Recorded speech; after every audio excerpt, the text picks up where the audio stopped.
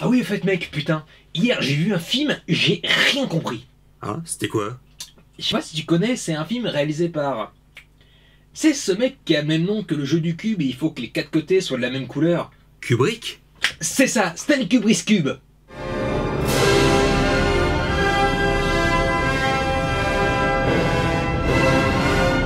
Et t'as pas compris quoi? Avec tout, j'ai rien bité. Le film commence par nous présenter des planètes, au cas où si on n'avait pas compris que le film parlerait d'espace, et nous balance sur Terre il y a plusieurs millions d'années, où les personnages sont des singes. On suit leur quotidien palpitant de se faire la coiffure à longueur de journée, et à se faire bouffer par des guépards, et à se battre pour de la flotte. Je t'assure qu'à peu de choses près, je me serais cru un meeting politique. Parce que c'est notre projet! Bref, il se réveille un beau matin et flippe devant une grosse tablette d'iPad et la caresse comme une divinité. Et après, on n'en reparle plus. Le réel préfère nous montrer le singe faire joujou avec un nonos et se marave avec un autre singe. Fallait pas voler mon Kinder, culé. Le groupe de singes deviennent les rois du Técart, fiers de les avoir bolossés, et le leader lance son nonos en l'air et on passe à un vaisseau spatial. Franchement, faut que le réel il travaille ses transitions. Et je piche pas. Tu piges pas quoi? Je veux dire, on suit pendant 20 minutes ces singes et bouf, on passe à autre chose. Je me suis attaché à ces singes, moi, à force. Bref, on a le droit à de la musique classique et putain c'est lent. Pendant plusieurs longues minutes, il se passe rien. On voit juste le vaisseau débarquer sur une station. Tu parles d'une performance. L'aventure des singes, au moins, il y avait de l'action. On nous présente Heywood Floyd, un VRP intergalactique qui séjourne dans le Hilton de l'espace.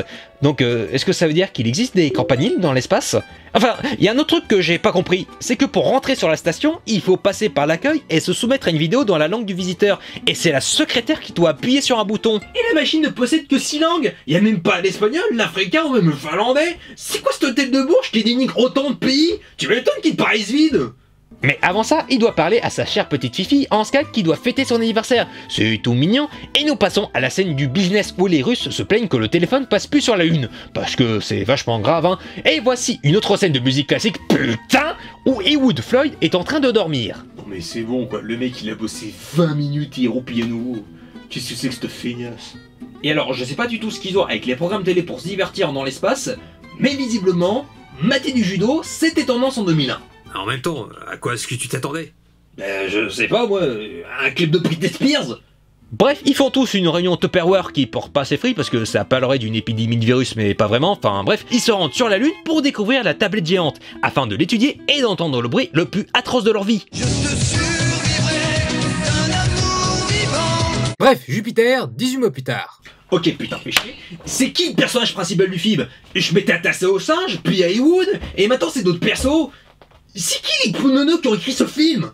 Bref, on nous introduit le vaisseau Explorator 1 en route vers Jupiter avec David Bowman et Frank Poole, accompagnés de 3 scientifiques en stase et de l'ordinateur hyper intelligent sans faille, Carl 500. Carl 500? C'est pas censé être à 9000? Bon, tu sais moi le chiffre et les lettres. Bref, on suit leur quotidien palpitant dans le vaisseau, et je me demande si la bouffe est vraiment bonne dans l'espace vu la tranche des plats. Et qu'est-ce que fout ce mec allongé comme s'il bronzait alors qu'il n'y a pas de soleil ni de lampe UV? Et le même gars il perd aux échecs contre Carl 500? Ah bah, qui n'est pas Gasparov qui veut.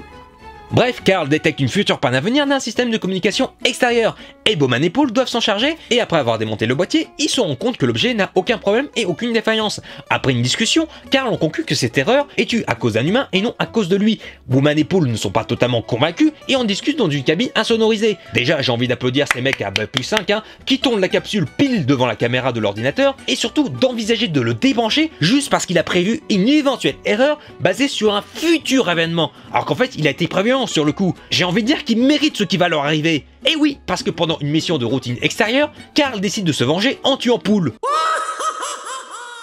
Bref, David n'accourt pas pour sauver Poole et se lance à son secours.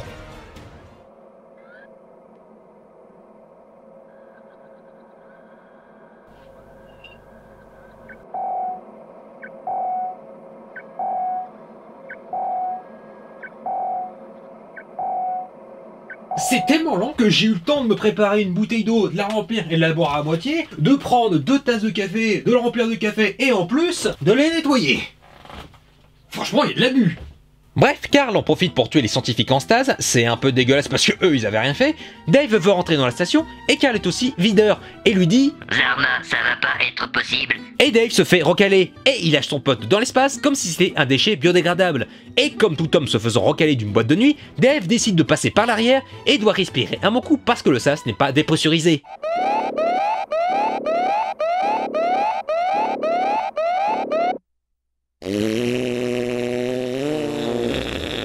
Mature. Franchement très mature. Ouais, je sais.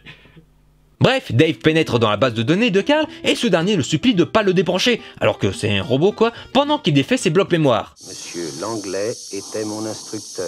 Il m'a appris à chanter une chanson. Voulez-vous l'entendre? Oui, c'est ça, chante-la, Carl. On m'appelle l'OVNI. On m'appelle l'OVNI. Bref, Dave réussit à driver le système. La base virale VPS a été mise à jour. Et Dave apprend grâce à une vidéo de Heywood Floyd, Coco Heywood, une vidéo réservée à Carl, que la tablette géante de la Lune émet des ondes vers Jupiter.